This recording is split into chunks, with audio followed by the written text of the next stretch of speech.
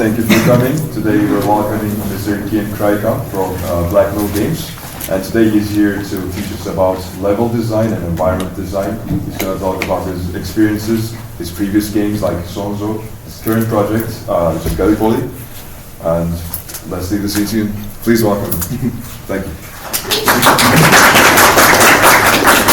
Alright, hello everyone. My name is Kian Kreikamp. Really excited to be here. Today I will show you a little bit about what it's like doing level design at Blackmill and how a level goes from blockout to final. And I will show you a little bit how I got into the industry and show you some tips for a portfolio at the end. So I'm from Gouda, which is in Slovakia city.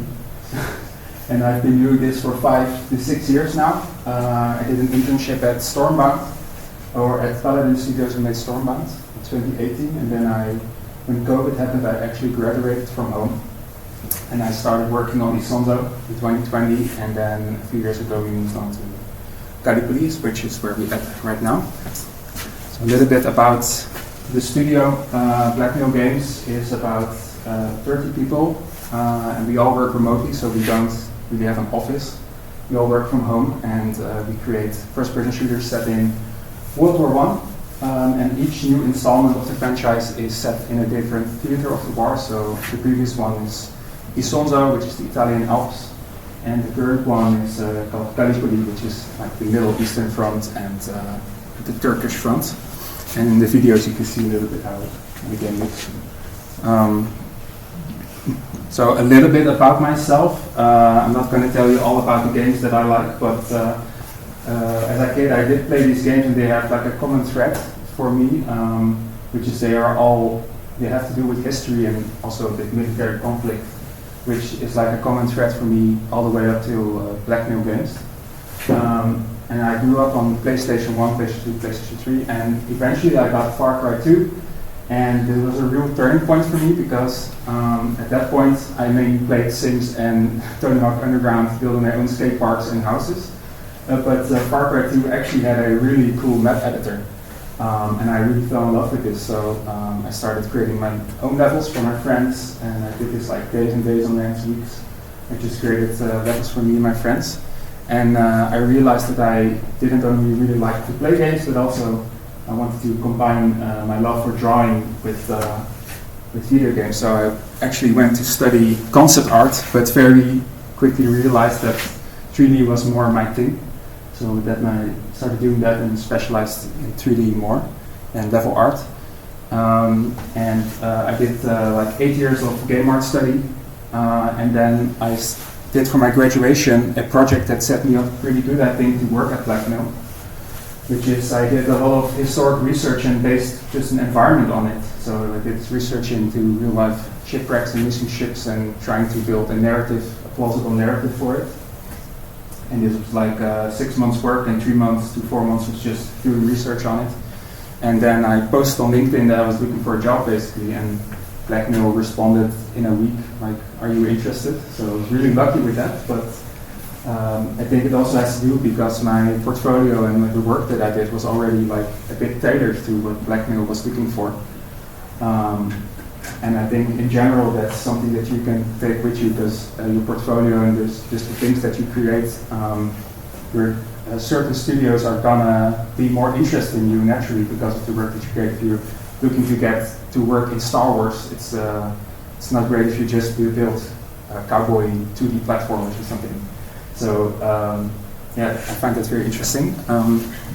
So moving on, then I started working on Isonzo in 2020, and I just worked on a bunch of levels and also did like animations, like bridge explosions and particle stuff, and I even worked on some of the trailers for the game. Capretta was the first level that I actually worked on, which is supposed to be in the base game, but it got pushed to be the first DLC level eventually. And there's also a dev blog on YouTube if you want to check it out. I talk about how a map was designed and researched, so if you want more then you can find it on YouTube. And now we're at Gallipoli, and it's releasing in a few months, so keep an eye out. And I will show you a little bit more about a particular level in this game in a bit. I want to talk a little bit about what I think a level designer does, basically. So to me, a level designer is someone who knows the game inside and out, knows the game mode very well, and then works on and thinks about blocking in the layout for this level. They're mostly gray boxing and coming up with the designs for the lanes and for the objectives that you are going to play in. But that's just base level what a designer does, I think. But more importantly, a level designer is also someone who actively imagines themselves as the player. So you're imagining yourself playing this game and then predicting what the players are gonna want to do in the game. So, for example, what is a nice angle to fight from, and if the attackers have a good angle on the enemy, what do the defenders need, where do you feel like they need cover? You have to think like you're the player, basically, and balancing it out between both teams.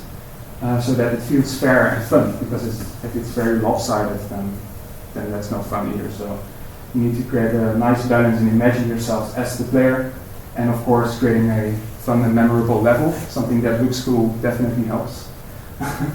But yeah, if that's like you need set pieces, people are gonna remember your level. So I think that's also a part of it. Yeah, and at Blackmill Games, we are not really only doing the design part, we're also doing more of the art, I would say. So you're also responsible then for set dressing and detailing the levels, and making it all come together. Basically, in the top right you see me doing some set dressing on Monte Grappa, which is a level in the game. And yeah, I only really work inside the Unity editor. I rarely go outside of it. I don't really touch any 3D software. For example, I always work in the level editor and work on the scene. And this makes it quite a centralized or important role, I would say, because you're also bringing in assets created by the rest of the team, so the props from the prop team, and you're bringing assistance from the programming bit, etc. So you're bringing it all together in this level, and it's your task basically to present it all well and make it fun to play. So you have to collaborate with them a lot.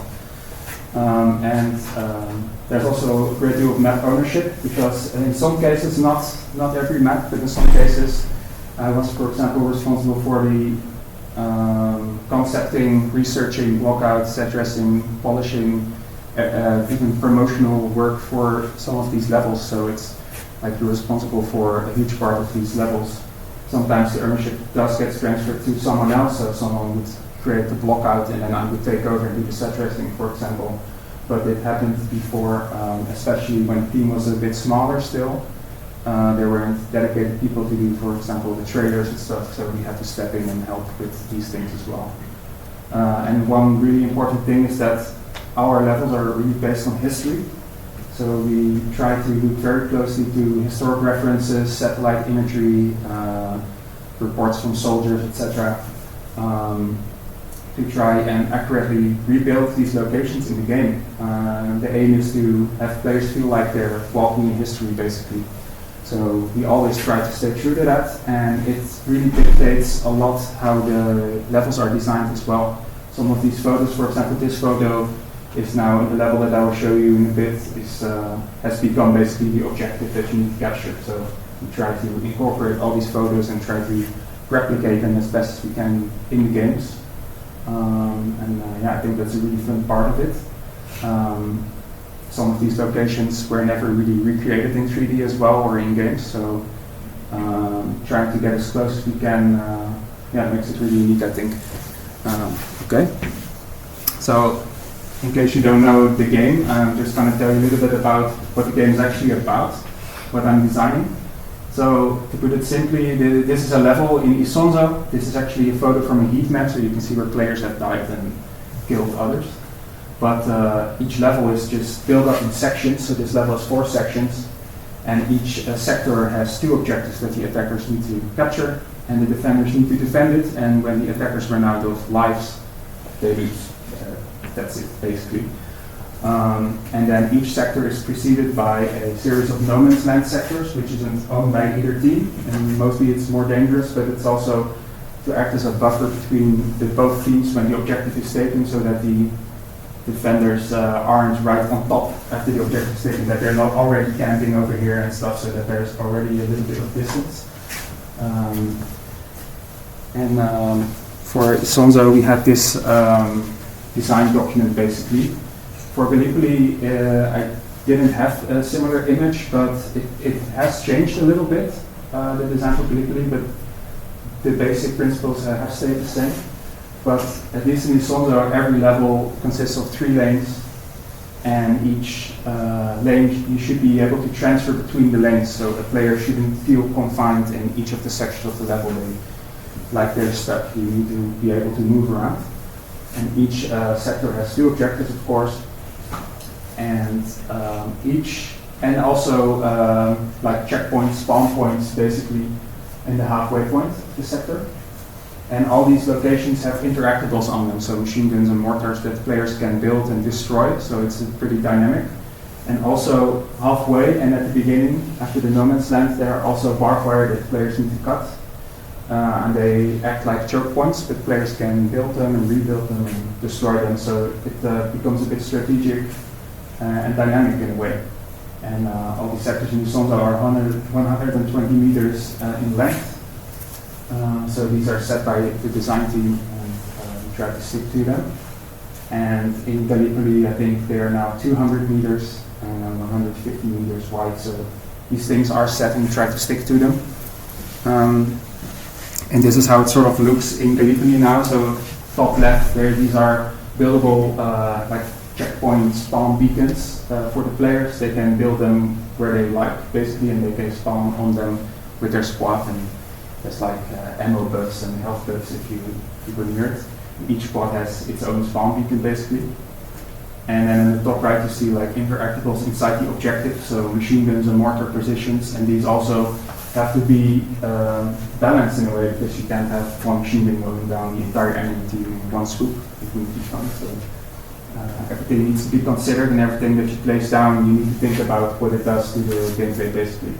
Yeah, and these are just 2 guys building some stuff, building some of these interactables.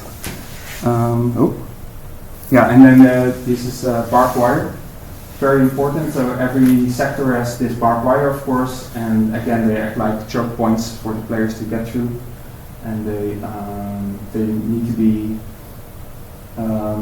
It needs to be possible to get through them, because we had in some tests it would just be absolutely impossible to get through them, and everyone would just die, and 200 tickets would be lost just at a choke point like this. So it needs to be designed in a way that you can actually have a nice fight around it, and it feels balanced as well. And sometimes you place like cover right at the edge so that people can sit here and then try to cut it open, and the defenders can sit on the other side. And so yeah, these wires are quite important. That's basically the game. I want to touch on what I think a good map is very briefly. So first of all, a good level is of course fun to play, and I think a good sign that you have a good map is when a player sits on the end of match screen and is like, I want to play again, I want to do this again.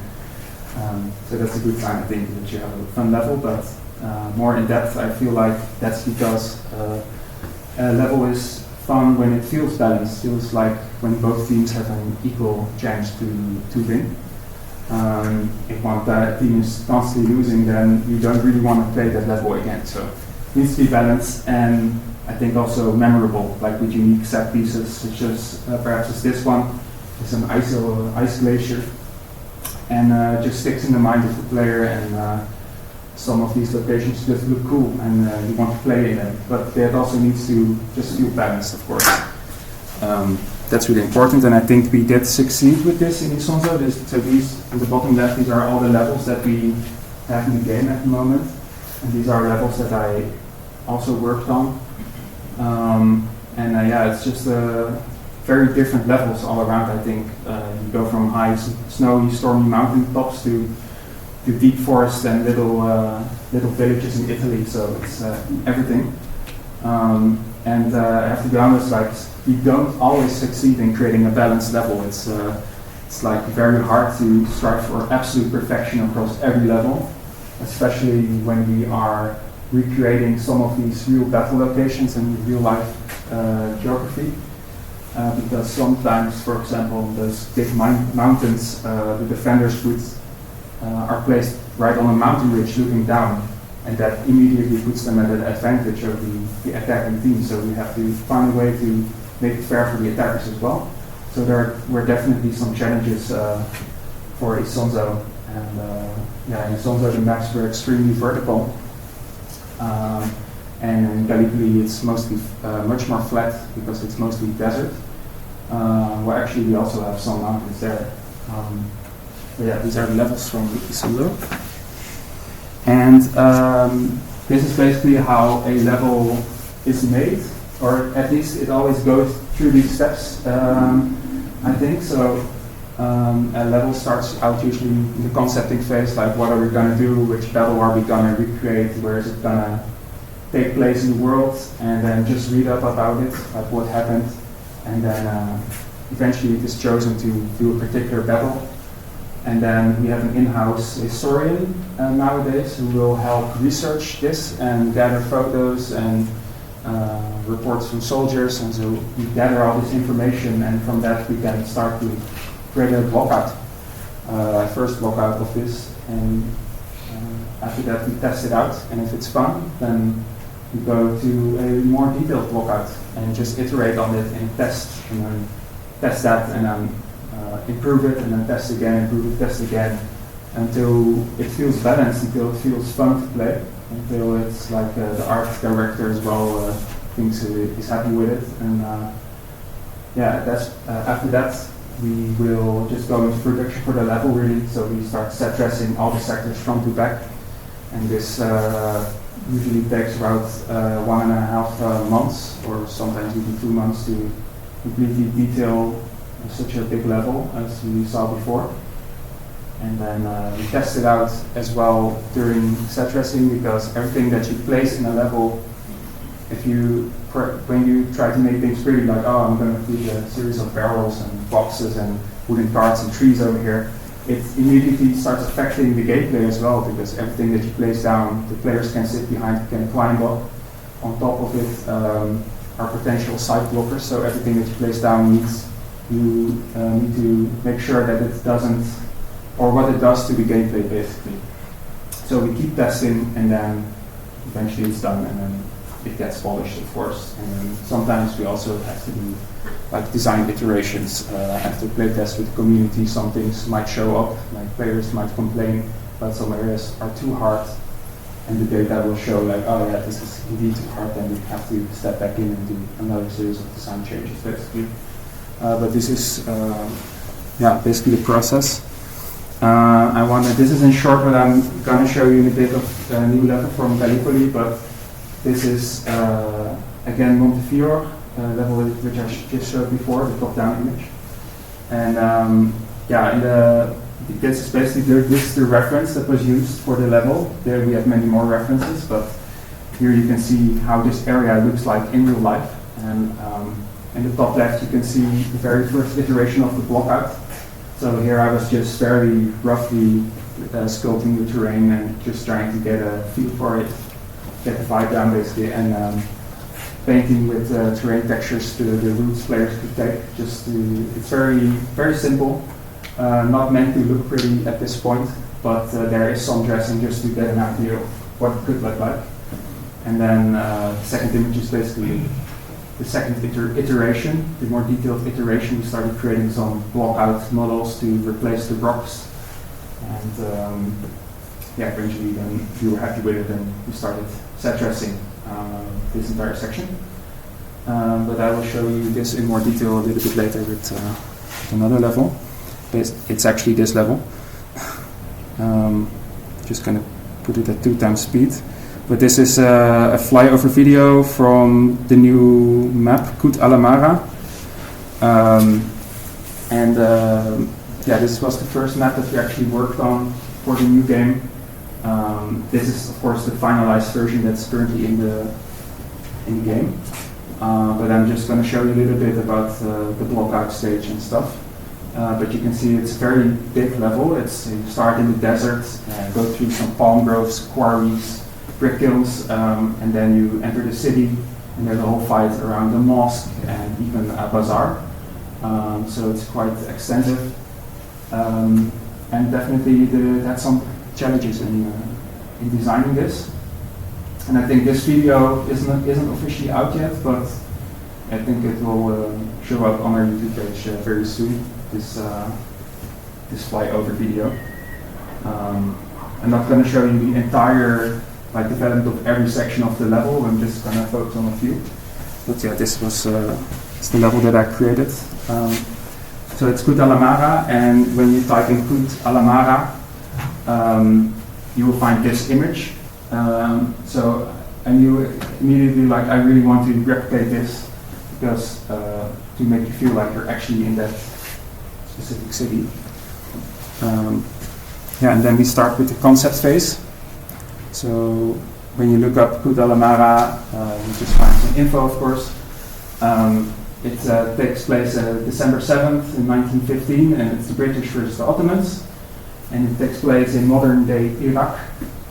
And it was one of the worst defeats of the Allies in the First World War. And the town was occupied by the British, by General Townsend, and then they was constantly fighting over it up until April.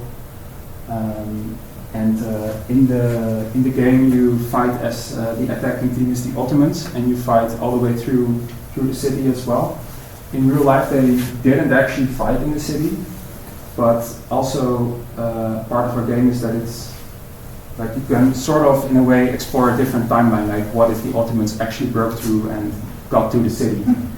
Eventually, the Ottomans did win this battle, in a different way. But this was basically the concepting phase, and you can see the paper map in the top right, which showed us how the trenches were laid out. And you can already see in the very top right, there's a fort at the river, and I don't think you can really see it, but there's brick kilns, it says, at the center, and there's trench readouts and trenches all over, and then a city. So looking at this, I could already see that it could make an interesting level and what interesting landmarks would be for the level. And then we started doing a little bit of historic research, and we started gathering images. And this was the most important reference image that I had, which is a top-down view of the city during the war. You can actually see in the top left lines in the desert, which are trenches. And you can pretty clearly see the layout of the city as well. And I started putting it next to this map. And you can, trying to interpret it basically into a level. And this is a PureRef file, so I gathered all kinds of reference images in here. There are hundreds of images here. This is after the map was done already. But over time, we just accumulated more references that helped us design the city and helped us design the level. Here on the left, there's like a yellow square, so that's supposed to be the mosque, and I laid out all the reference images based from the mosque location outwards. So I actually tried to look on satellite images like Google Maps and trying to pinpoint these old photos to real-life locations. So I tried to find out where each photo was taken, so I could then accurately remake the layout in the game. So it was quite a lot of work. And this, after this we started work on the level. This was actually the prototype for Gallipoli as well. So when Isonzo was finished, we started working on Gallipoli, and design was still figuring out what to do with the game and how to improve it. And we needed a test bed to test out all these new design ideas. So we started creating the first level, very rough version of the first level to test out things. This was a concept image of what the game could look like with all kinds of different gameplay systems that we actually didn't go with in the end, unfortunately. But the current version is, this didn't work in the end. We did test it out. There were some versions of this, but the design kept changing and changing in the prototype phase. And then our art director, at the same time, he started working on a vertical slice, which is that you make a small portion of the game or level look like the final product, so that you get an idea of what you're working towards and that you get inspired by what it will eventually look like. This was quite helpful because it actually got pretty close, I think, to what we have today in the game. But yeah, it was like guiding us to the quality level that we were aiming for. And then I started working on this prototype. And on the top left is just a design schematic that I did. I was like measuring out the distances for sectors and the objectives. We were trying to go for a 3-2-1 objective layout. So first 3, then 2 objectives, then 1, and then again. But that also didn't really work in the end. But you can see this is the very first version of this level. And this is still in the old engine as well, in the old Unity engine, because we were still working basically in the Unity, in the Isonzo version. And the vertical slice in the previous slide was in the high definition render pipeline, which we were eventually gonna go to. But we did the prototype in the old version. And then at first I started putting down the major landmarks that we knew were gonna be like objectives and important locations on the level, such as this fort, and the brick kilns, and the city.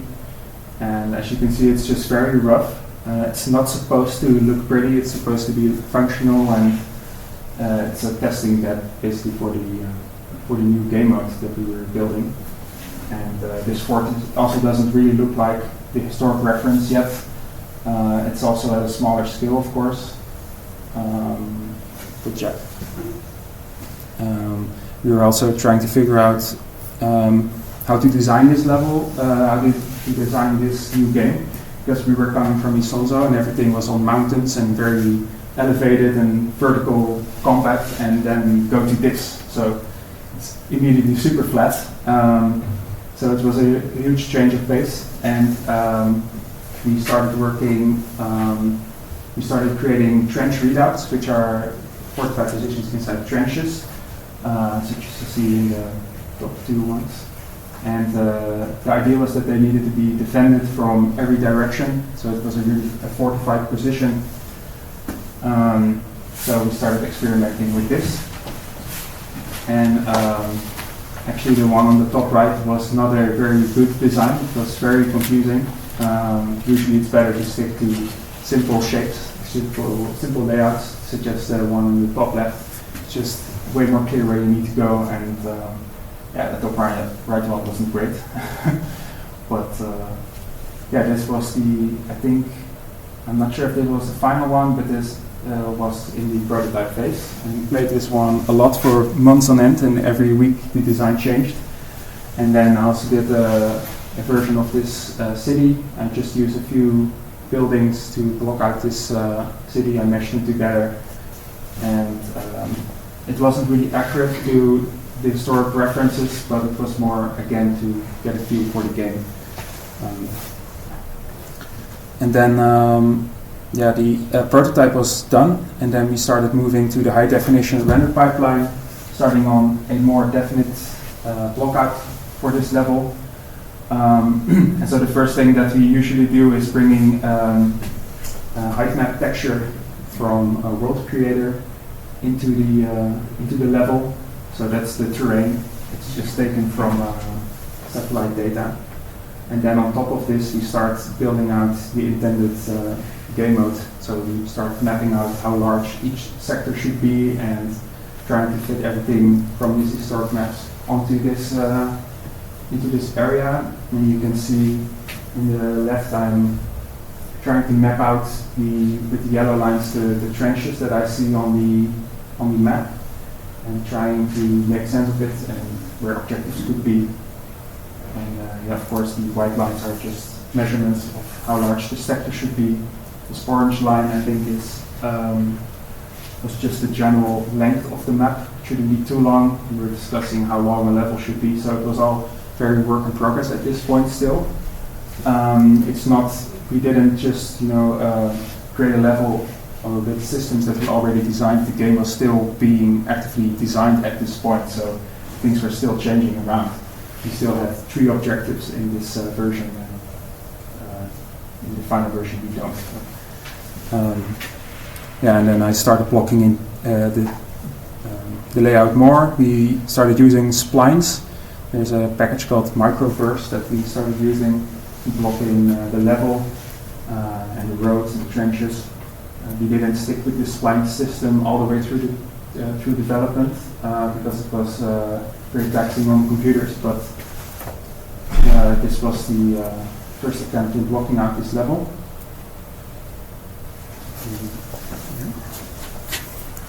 And one other thing is this level has a bit of a curve, and this was actually a problem a little bit in the design. I was trying to see where the city would be placed on the banks as well, but having a curve makes it so that this side of the level is actually a bit shorter than this one, and players generally don't like to take detours. They want to take the quickest, most lazy route. So if that part of the map is much longer than the other one, then probably not many players want to go there. So I tried to straighten out the level as much as I could at this point, while staying true to the reference, which was a challenge a little bit. I want to tell a little bit about simple shapes. In general, if you're designing an objective, it just helps to choose, for example, one of these shapes instead of like a very complex spaghetti layout. Players are not going to understand it, but players are going to understand like a square or a circle or a heart shape. And this might not be the perfect example, but I did it a little bit here. This is the fort in Kut. In the top left you can see the very first blockout version of it. Nothing was there really, very rough terrain still. But in the top right you can see me trying to map out where the trenches would be with terrain texturing using grass because it sticks out. The layout I was going for was a little bit more complex. I don't know what the shape actually is, but it was a bit too complicated when we played it. And then I switched it around for a figure 8 shape because it's more simple for players to navigate. Everyone knows the number 8. So. And you can see like slowly there are more assets coming into the level as well, because the prop team was slowly creating models for the new game. Trenches were made first because it's World War I games, the trenches are important. And things like palm trees came from asset packages actually that we bought. Slowly more of these assets started appearing and we could use them in the lockout. It's not just grey boxing. I think if you're using some of the more final looking assets, it does help with getting a better picture of how this level could look, and that could in turn inspire yourself a little bit, that you could see where this is going. And then in the final version of the fort, I also added these walls in the middle, because I found out that if players were sitting on the fire forts, they were so exposed, they were getting killed constantly if you were in the fort. So I put down these walls, which are actually seen in historic reference as well. And this allowed for players to have a little bit more fun gunfights across the top level of the fort. And then you could actually walk around, and was just a bit more interesting. And this is actually a bit more later in the lockout process, as you see. There's more detail basically. And this is how the final version looks like now in the game. So the blockout version we were pretty happy with in the bottom right, and it stayed like that until the set dressing phase, and then we did set dressing and post processing and lighting, and that all went over this, which I now turned into this. I really want to focus on the city a bit more. I think that's really interesting. I was trying to map out again where this city would be placed along the riverbank and on this sector layout. I was trying to get rid of this curve. At this point, I didn't really have a layout for the city. I was just mashing together cubes just to get a general shape for it. And I wanted to bring some form into it, so I started going into the aerial photo and mapping out all the different districts that this city has. So I could then, in dressing, differentiate them and try and make this city as accurately as I could. And I started identifying the locations of these brick kilns. I didn't actually notice until that point that these were the brick kilns. So I tried to map them to the real world location in current day Google Maps photo. So I traced like the old city center from that particular photo, so I could try and match these photos to the real world locations. I actually found some of the streets these photos were taken. Iraq doesn't really have street view coverage, but they do have photospheres, and luckily this one featured this street. I also tried to look for that particular brick kiln using photos of the football stadium, but I couldn't find it, so I left it alone. But and then this building was called the British headquarters. That's what it said. So this was the basis for one of the objectives in the city. And then here I start to implement this. So you can see me trying to match this historic photo that I dissected. I tried to match the districts and match the shape. And what I tried to do here is also trying to, we still had 3 objectives in the front and then 2 in the back. And I really wanted to make the desert area an objective as well, as you can see in the bottom right of that bottom left image. You can see some trenches there, so I wanted to make that objectives, but so I wanted to include the entire city into the level, but we are working at a much smaller scale in our games. It doesn't translate one-to-one, and because I tried to incorporate the entire city, it just felt really small. It was a tiny village almost this way. So I really wasn't happy with how small it all felt. But you can see here the green areas where I think players should walk and how they should rotate between objectives. And I still try to think in 3 lanes here. Although it's a bit difficult here. The 3 lanes are not really apparent, I think. So I need to work on that. I need to simplify things. And at times I did like images like this, where I was trying to look how it would look like if it were finished. Just fun to do sometimes. And then I started working more on this city layout, and I ditched the idea of having it also in the desert, because again, the city just felt too small, and just limiting to the city. I could then make the rest of the city in the out-of-bounds area, so it could appear much larger than it actually is in the game.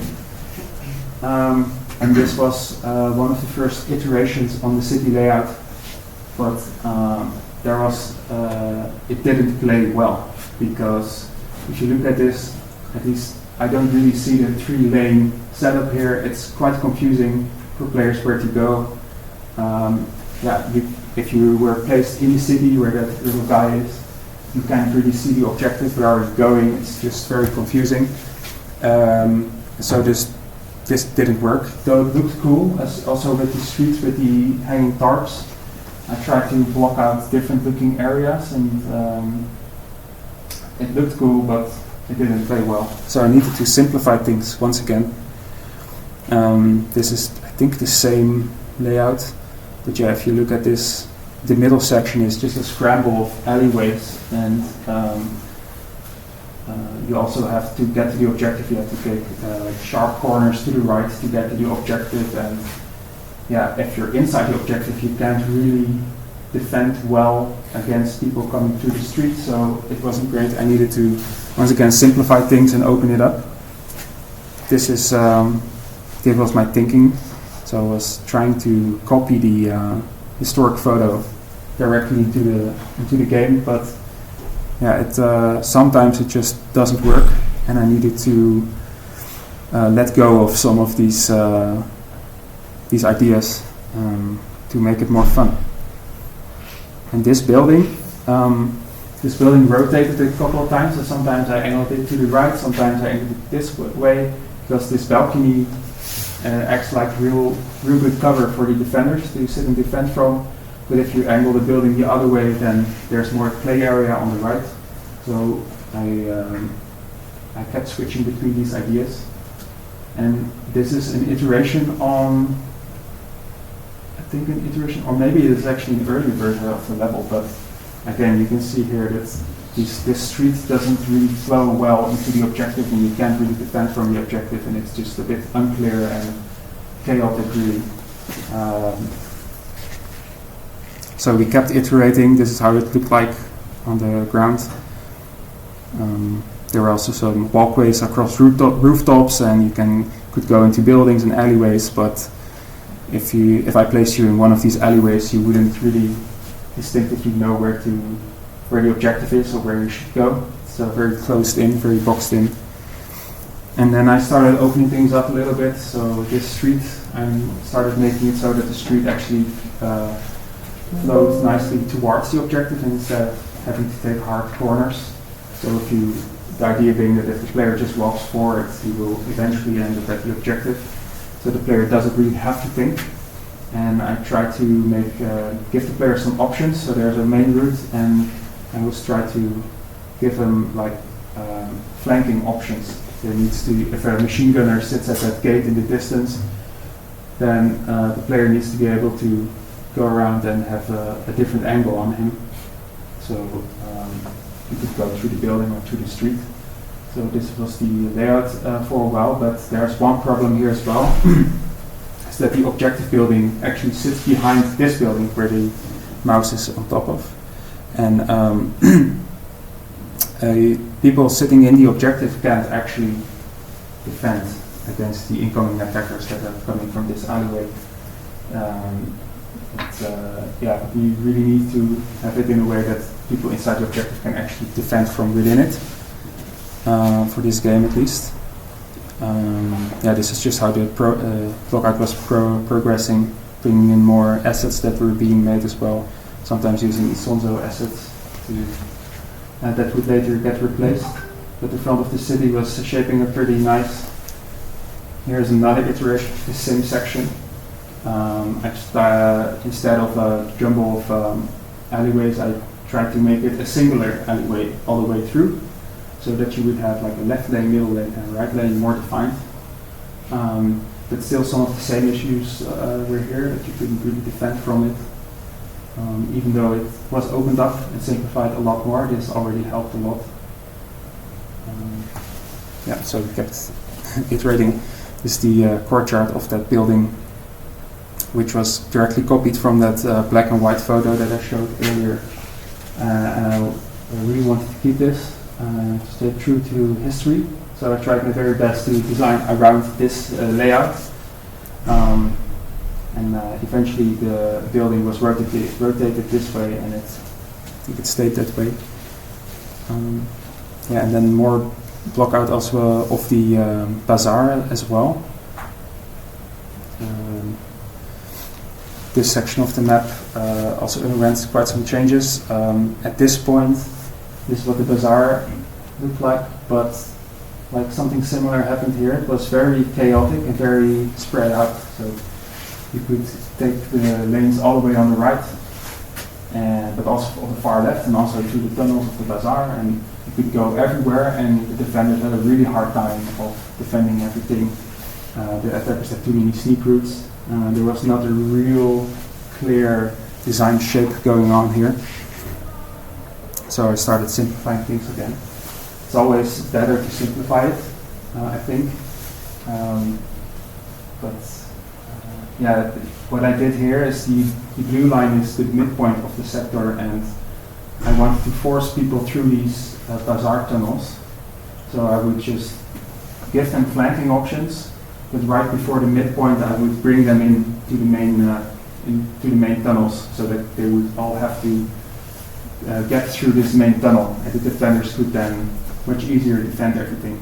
And yes, there is still a far right sneaking option, but the downside of the sneaking option is that it has almost no cover, so it has a downside going there. And the idea was to encourage people to go through the middle more, where there's much more cover. And this actually worked pretty well. And then a bit later in the blockout phase, started texturing the buildings a little bit. These were still blockout buildings, these were not the final ones. And I started adding this watchtower that you see in the photos as well, which you then could see from a distance, so players would know from a distance where they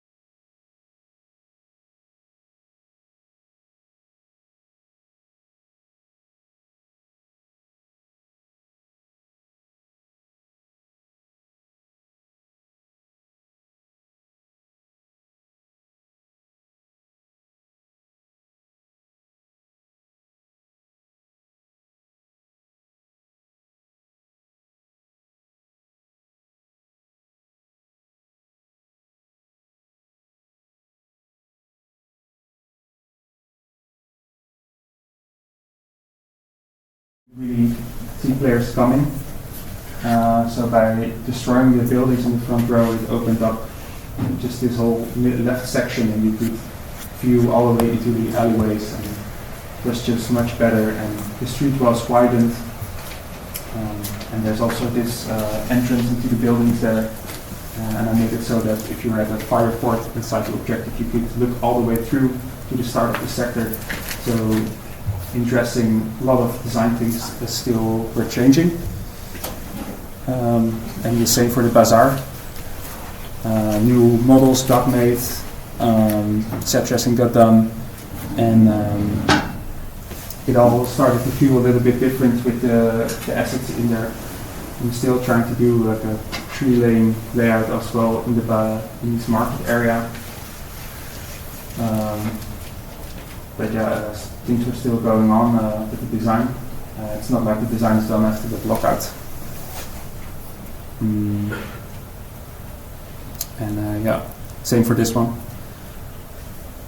And we were trying to match these historic photos. So this is the building back then and how it looks like in the game.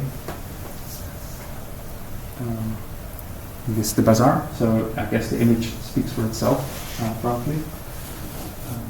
But we really tried to stay true to the reference material. There's actually a street in Baghdad, not in Kut, but we really wanted to incorporate some of these streets, since there are also these type of streets were also present in Kut. So if we can, I'd like to copy from photos. And then we reached the polish phase, doing things like fixing holes in the terrain and fix floating objects and that sort of stuff. I don't really have images apart from this very boring image. But yeah, it's just polishing. And sometimes after heat map data is analyzed, then you still have to go in and do some fixes and improve the layout even more. And now I just want to touch on some things that I think about when I'm building these levels, also doing set dressing and detailing, and just some tips I think that can elevate the quality of these levels. So one thing that's important is that players really shouldn't have to think where they are going.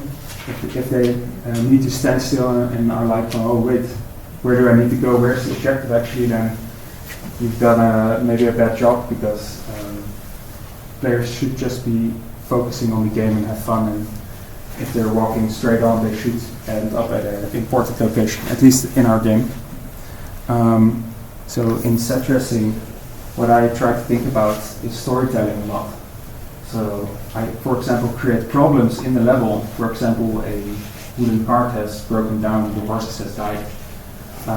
What does this do for the set dressing? So this problem sort of informs the set dressing around that area, or the trench is still being built up, and that informs how this area should look like. So with tools and with wooden planks, or even if a crater impact has happened, what happens with the environment? How does this impact the environment? And I try to, for example, sculpt little rocks around these craters and fires, so that it actually looks lived in and not like pasted on top of the environment. There's like interaction. Maybe some of these rocks have fallen down on these cards or something. And also I think when you're doing these things, it can help sometimes to just double down on an idea. So for example, with these flowers, for example, you could create a flower field. This is not in Gallipoli, by the way. But you could, for example, make a field of flowers with just a few flowers. Or you just go all the way and like place like 100 flowers, and it just drives home the theme of this idea much harder. And when we're trying to build a level on top of a mountain, we could have gone the easy way and say, like, we're just going to do objectives inside the snow. But I think it's much more unique to go all the way and just force people to actually walk along cliff sides and very steep mountain ranges, and just go a little bit extreme with it. Makes it more interesting sometimes. The cake theory, I got these images from Naughty Dog, from Uncharted, because they also talk about this at the GDC talk. But I also do this. The cake theory is that you have large shapes, medium shapes, and then even smaller shapes to help ground objects in your environment.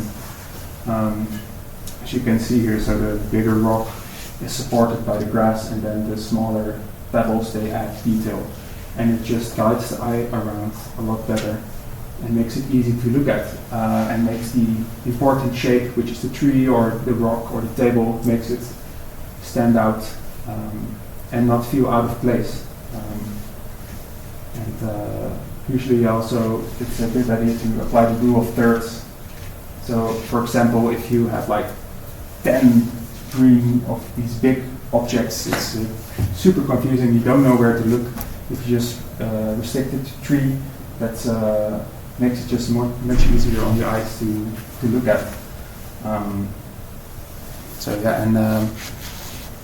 This is sort of the same thing in a way, but it's not really cake theory, but I think it's really important to work on edges. So to make something look grounded in your environment, I think it's important to blend the edges into each other, basically. So these set dressings, such as these red circles, these sandbags, and these little rocks and crates against the wall, yes, they are here to make it look pretty, but they also have a function, is to make it so that the edge of the wall is a bit hidden, and so it doesn't feel like it's just sitting on top of the level. It feels integrated, like if you're going to bed with lots of nice pillows, so it's blends nicely. Here's an example with and without this edge transitions. So on this church on the top left, without all these supporting objects, it just feels like it sits on the level. It feels very gamey. But using things like storytelling, like maybe it's a church, so there could be a bench, it's a military post, so it could be a table, and then using things like grass and little props to sort of fade out this edge of the bottom of the church, makes it just feel way more integrated into the level instead of sitting on top of the level. And I just try to do this absolutely everywhere if I can. Also for this trench, if I take away all these supporting objects, all these secondary and tertiary objects, and texture painting, it just feels, very man-made, feels very gamey in my opinion. But if you get like little rocks at the edges, it feels like the wall is actually sitting in the environment and has an effect on its surroundings.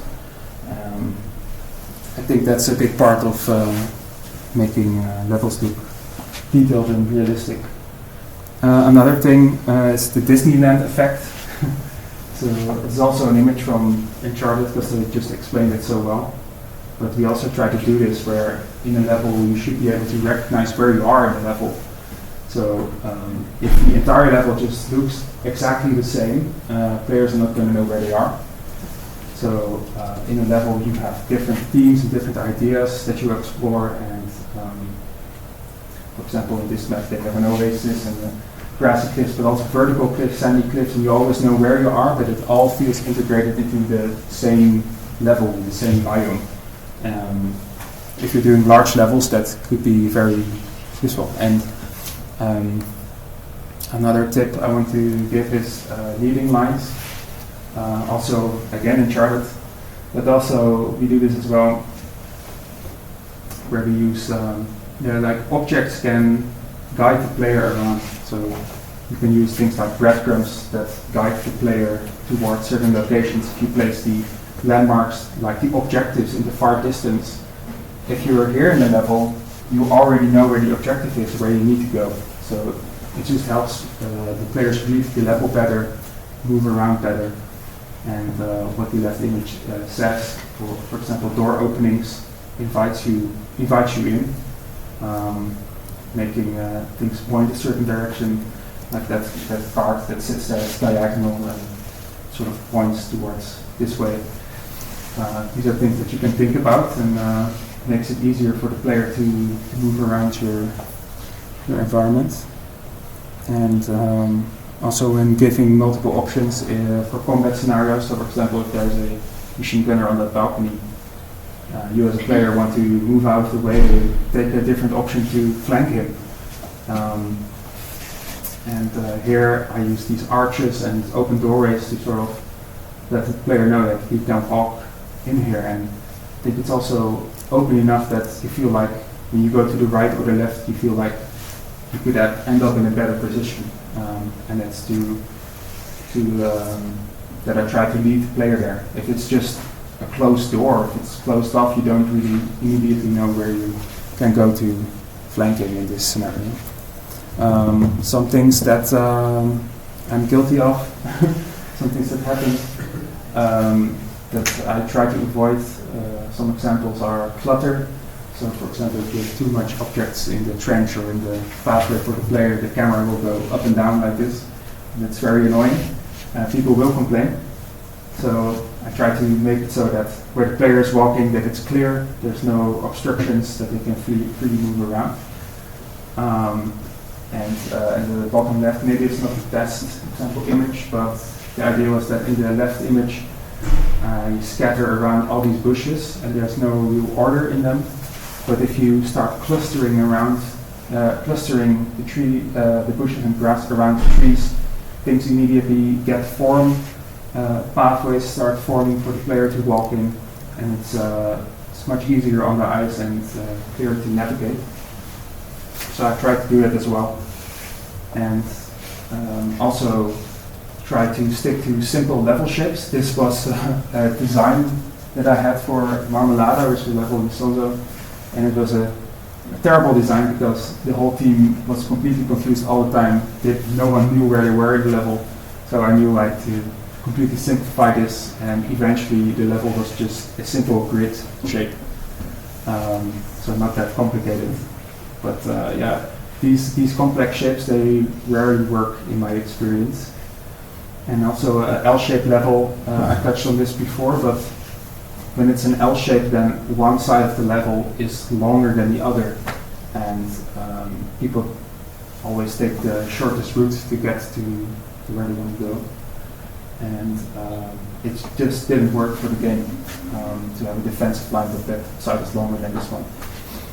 And then I already said, but harsh edges, I don't think it looks really nice. In this case, I would like to go in and paint like little bits of sand over here, sculpt the terrain upwards a little bit, place some sandbags, some supporting objects that make this feel a little bit more integrated and more finished. So this last section, I want to give some tips for people who are interested in maybe doing level design themselves and what I think are important traits.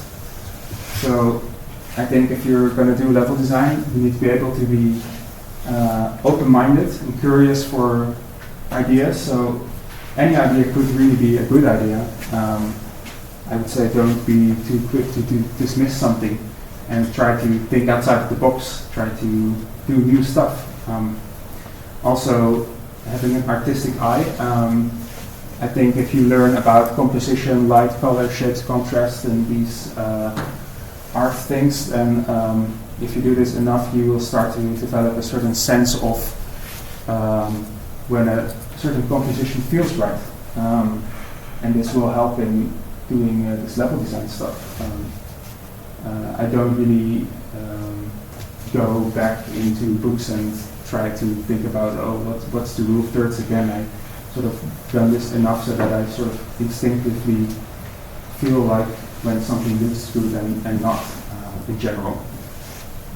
And then finally, you need to be adaptable. So your design keeps changing all the time. Design changes get made. The art director gives feedback. You have to delete something that you spent hours and hours on, and this just happens. So you need to be adaptable and can take feedback. And then as skills, I think if you want to do level design, you need to know a little bit about every aspect of what goes into creating a level. You need to learn some 3D software, some texturing. I think this also helps building your own portfolio to create your own levels, of course. And one really important thing is knowing how to optimize your levels and your art assets. Also, when you're trying to get hired, it's really attractive, I think, for hiring managers that if you know how to make the game optimized, because if it's not optimized, it's not that fun to play in a choppy, low frame rate game. So if you know how to fix that, that's a huge plus. And of course, you need to know the ins and outs of what a game engine can do and find your way around. If that's Unreal, Unity, doesn't really matter, I think. Some studios also use their own engine, so you learn Unity, and then, for example, if you were to work at Rockstar Games, they would just use their own in-house engine. But then at least you know how game engines work. And then some tips for your portfolio is to include gradeboxing and work in progress stuff. Without touching this slide. So if you're building your portfolio, I would say just use only your best, most unique and relevant work. Don't put everything on there, because if you're doing if you have work on there that looks low quality or is not finished yet, it will bring down the quality of your overall portfolio. Just show your best work. And I would say not too many pieces on your portfolio as well, because hiring managers, they don't have time. They want to quickly check it out. They want to quickly move on. So if you have too many things on there, they will not know what to click on. It becomes confusing. What do you want me to see? Just include the most important stuff on there and get to the point. And I think the most important thing you should include on your portfolio, if you're doing art or not, is breakdown and processes. Because if you're trying to get hired, they will not hire you only for a fancy picture, but they want to know how you work and what your thought processes are and what you're actually doing most of the time when you're working. So that's really important to show. And finally, I would say you could make good thumbnails that when someone visits your portfolio, it sticks out and they really want to click on that. So this is currently my art station, not to plug, but I want to show I even use Photoshop to make some of these thumbnails pop out way more, and try to include my most important work near the top. If I was gonna go for a new job, I would clean this up and do way less posts in general, but yeah, that's the gist of it. And now I just want to show you a little trailer of the game. It takes about 30 seconds, but yeah, this is basically the last slide. Not sure if there's sound,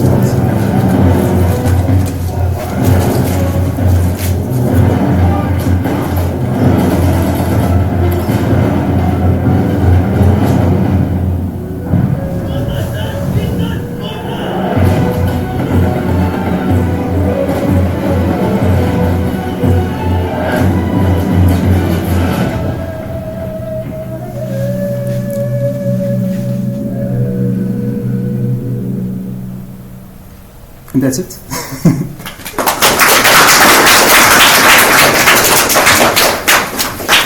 So, are there any questions? Yeah. Could you recommend some maybe books or blogs, YouTube channels about level design or what? Books. There are some nice YouTube channels. I don't really have the names for them, unfortunately, right now. But